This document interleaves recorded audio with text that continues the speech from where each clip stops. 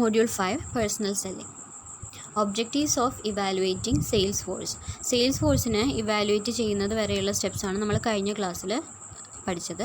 അപ്പോൾ ഇവിടെ പറയുന്നത് അങ്ങനെ സെയിൽസ് ഫോഴ്സിനെ ഇവാലുവേറ്റ് ചെയ്യുന്നത് കൊണ്ട് എന്തൊക്കെ ഒബ്ജക്റ്റീവ്സ് ആണ് ഉള്ളത് എന്നുള്ളതാണ്. The purpose of conducting performance evaluation is to cross-check whether the sales force activities are in alignment with the organizational objectives. അപ്പോൾ നമ്മുടെ ഓർഗനൈസേഷൻ്റെ ഒബ്ജക്റ്റീവ്സ് അറ്റൈൻ ചെയ്യാവുന്ന രീതിയിൽ തന്നെയാണോ സെയിൽസ് ഫോഴ്സ് പ്രവർത്തിക്കുന്നത്, അല്ലെങ്കിൽ അവരുടെ ആക്ടിവിറ്റീസ് നമ്മുടെ ഒബ്ജക്റ്റീവ്സ് ഓർഗനൈസേഷൻ്റെ ഒബ്ജക്റ്റീവ്സിനെ മീറ്റ് ചെയ്യാവുന്ന രീതിയിൽ തന്നെയാണോ പോകുന്നത് എന്നുള്ളത് ഐഡൻറ്റിഫൈ ചെയ്യാനാണ് പെർഫോമൻസ് ഇവാലുവേഷൻ നടത്തുന്നത്. It also help monitor the sales force activities and provide remedial action if required.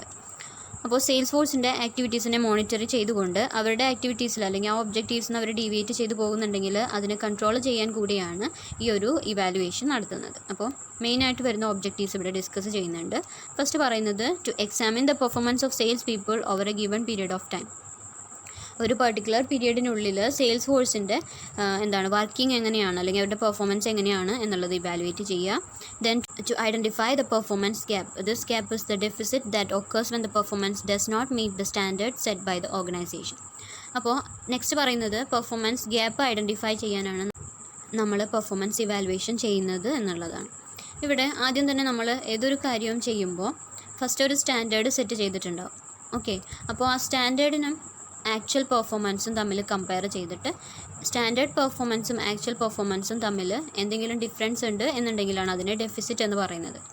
അതായത് സ്റ്റാൻഡേർഡ് പെർഫോമൻസിൽ എത്താനായിട്ട് ആക്ച്വൽ പെർഫോമൻസിന് പറ്റിയില്ല എന്നുണ്ടെങ്കിൽ അതിനെ ഡെഫിസിറ്റ് എന്ന് പറയും. ഓക്കെ, അവിടെ ആക്ച്വൽ പെർഫോമൻസ് കുറവായിരിക്കും.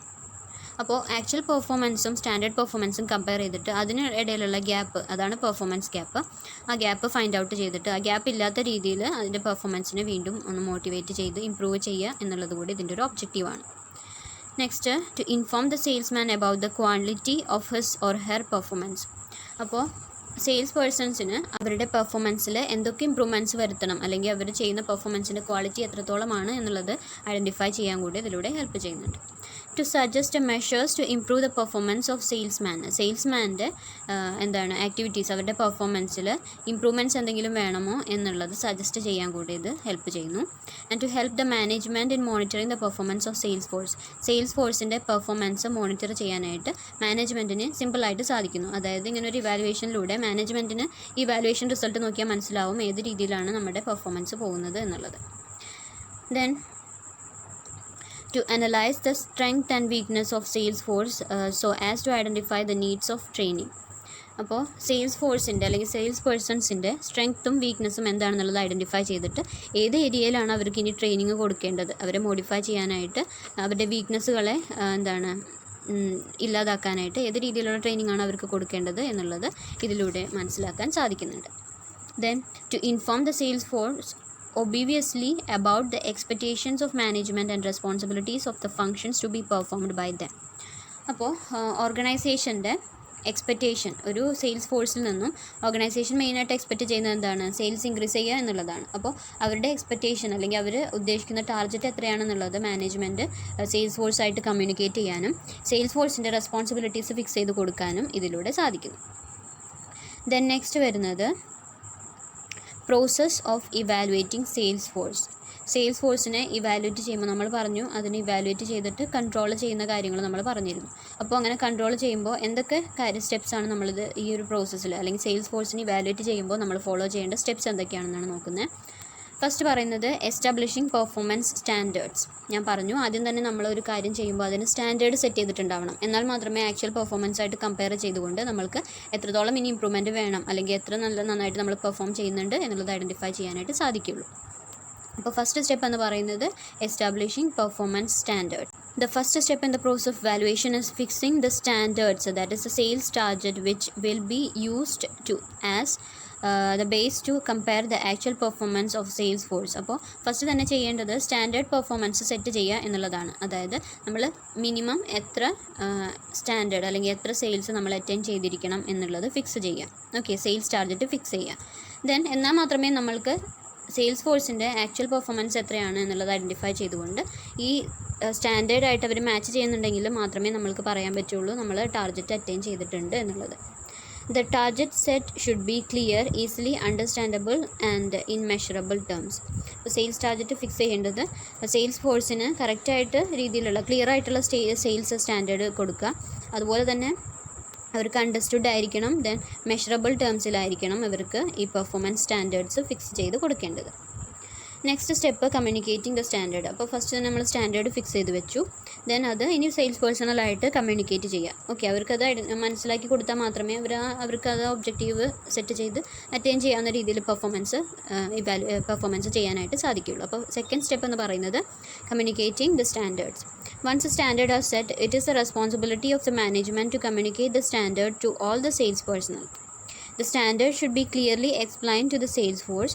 This will help them to understand their sales target and to know what exactly expected from them. അപ്പോൾ ഫസ്റ്റ് തന്നെ സ്റ്റാൻഡേർഡ് ഫിക്സ് ചെയ്തു.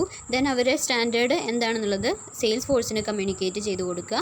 എന്നാൽ മാത്രമേ അവരിൽ നിന്ന് മാനേജ്മെൻറ്റ് എന്താണ് പ്രതീക്ഷിക്കുന്നത്, അവരുടെ എക്സ്പെക്റ്റേഷൻ എന്താണെന്നുള്ളത് കറക്റ്റായിട്ട് സെയിൽസ് ഫോഴ്സിന് മനസ്സിലാവുള്ളൂ. എങ്കിൽ മാത്രമേ അവർക്ക് ആ ഒരു ഒബ്ജക്റ്റീവ് അറ്റൈൻ ചെയ്യാവുന്ന രീതിയിൽ വർക്ക് ചെയ്യാൻ പറ്റുള്ളൂ.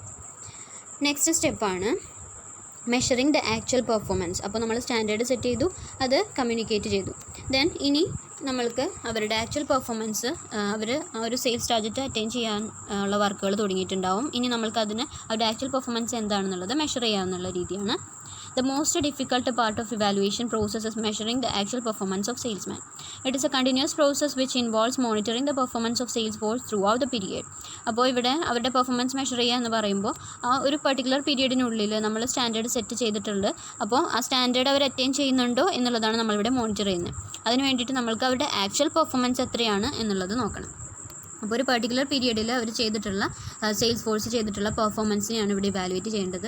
അതൊരു ഡിഫിക്കൽട്ട് ടാസ്ക്കാണ്, കാരണം കുറേ പീരിയഡിലെ റെക്കോർഡ് നമ്മളത് മെയിൻറ്റെയിൻ ചെയ്യേണ്ടതുണ്ട്. This stage requires a careful selection of appropriate technique of measurement and should measure that personal bias does not affect the outcome of the process.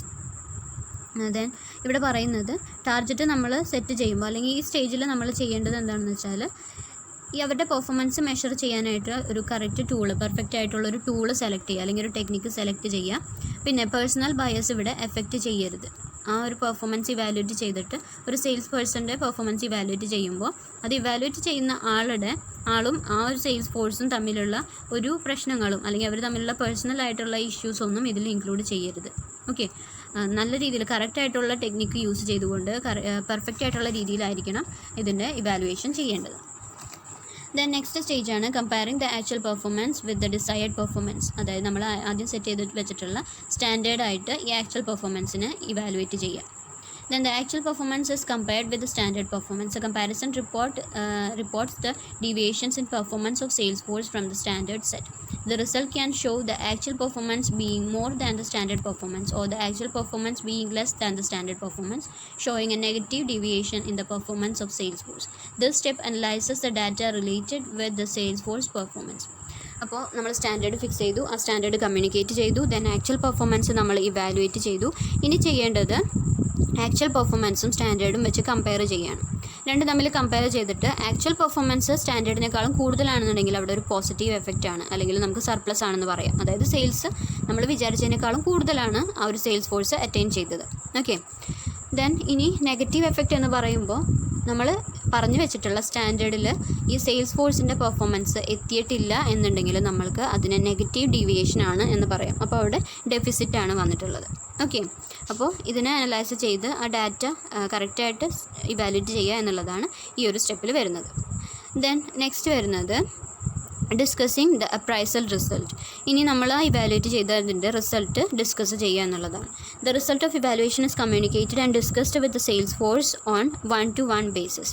അപ്പോൾ ഓരോ സെയിൽസ് ഫോഴ്സിനെ അല്ലെങ്കിൽ ഓരോ സെയിൽസ് പേഴ്സൺസിൻ്റെ പെർഫോമൻസ് ആണ് നമ്മൾ ഇവാലുവേറ്റ് ചെയ്യുന്നത്. അപ്പോൾ ഓരോ സെയിൽസ് ഫോഴ്സിനെ അല്ലെങ്കിൽ സെയിൽസ് പേഴ്സണലിനെ അവരായിട്ട് ഓരോരുത്തരായിട്ട് അവരുടെ പെർഫോമൻസ് കമ്മ്യൂണിക്കേറ്റ് ചെയ്യുക എന്നുള്ളതാണ്. The result, the problem and the possible solution are discussed with the sales force. The purpose of discussion is to solve the problem that is faced and motivate the salesman to perform better. ഇങ്ങനെ discuss ചെയ്യുന്നതിൻ്റെ purpose എന്ന് പറഞ്ഞാൽ അവർ ഈ sales force face ചെയ്തിട്ടുള്ള problems എന്തെങ്കിലും ഉണ്ടെങ്കിൽ അത് discuss ചെയ്യുക. ദെൻ അവർക്ക് ഇനി പെർഫോമൻസ് ഇമ്പ്രൂവ് ചെയ്യാവുന്ന രീതിയിലുള്ള മോട്ടിവേഷൻസ് കൊടുക്കുക. ഈ രണ്ട് കാര്യങ്ങളാണ് ഇതിൽ വരുന്നത്. Then last stage ആണ് decision making. The last step in the process is to take a decision which can be taken either to improve the performance of employees, take the required corrective actions, or decisions taking like a training, rewards, promotion, demotion, transfer, etc. അപ്പോൾ decision making എന്ന് പറയുമ്പോൾ അവരുടെ പെർഫോമൻസിനെ നമ്മൾ evaluate ചെയ്ത് കഴിഞ്ഞു. ഇനി required ആയിട്ടുള്ള action എടുക്കുക. ആക്ഷൻസ് എന്ന് പറയുമ്പോൾ ചിലപ്പോൾ ട്രെയിനിങ് കൊണ്ട് അവരുടെ പെർഫോമൻസ് ഇമ്പ്രൂവ് ചെയ്യുമെന്ന് തോന്നുകയാണെന്നുണ്ടെങ്കിൽ അവർക്ക് ട്രെയിനിങ് പ്രൊവൈഡ് ചെയ്യും. ദെൻ അവരുടെ പെർഫോമൻസ് വളരെ ബെറ്റർ ആണ് എന്നുണ്ടെങ്കിൽ നമുക്ക് അവർക്ക് റിവാർഡ്സോ പ്രൊമോഷൻസോ ഒക്കെ കൊടുക്കാം. ഇനി വളരെ താഴെയാണ് അവരുടെ പെർഫോമൻസ് എന്നുണ്ടെങ്കിൽ ഡിമോഷൻസ് കൊടുക്കാം. അതായത് അവരുടെ ഇപ്പോൾ ഉള്ള കറണ്ട് പൊസിഷനിൽ നിന്ന് താഴേക്ക് പോകുന്ന ഒരു ടൈപ്പ്. ദെൻ ട്രാൻസ്ഫേഴ്സ്, ഇപ്പോൾ ഈ ഒരു അറ്റ്മോസ്ഫിയർ അവർക്ക് പറ്റുന്നില്ല, അവരുടെ വർക്കിംഗ് എൻവയോൺമെൻറ്റ് കൊണ്ടാണ് അവർക്ക് വർക്ക് ചെയ്യാൻ പറ്റാത്തത് എന്നുണ്ടെങ്കിൽ അവർക്ക് സൈറ്റ് ട്രാൻസ്ഫേഴ്സ് കൊടുക്കാം. ഓക്കെ, അങ്ങനെയുള്ള രീതിയിലാണ് ഇവിടെ ഡിസിഷൻ മേക്കിങ്ങുകൾ നടക്കുന്നത്. ഇവിടെ ഒരു ഗ്രാഫ് കൊടുത്തിട്ടുണ്ട്. സെയിൽസ് ഫോഴ്സ് മാനേജ്മെൻറ്റിൻ്റെ ഈ പറഞ്ഞ എല്ലാ സ്റ്റെപ്പുകളും ഇൻക്ലൂഡ് ചെയ്തിട്ടുള്ള ഒരു ഗ്രാഫ് കൊടുത്തിട്ടുണ്ട്. ഇത്രയും കാര്യങ്ങളാണ് ഇവിടെ ഡിസ്കസ് ചെയ്യുന്നത്. Thank you.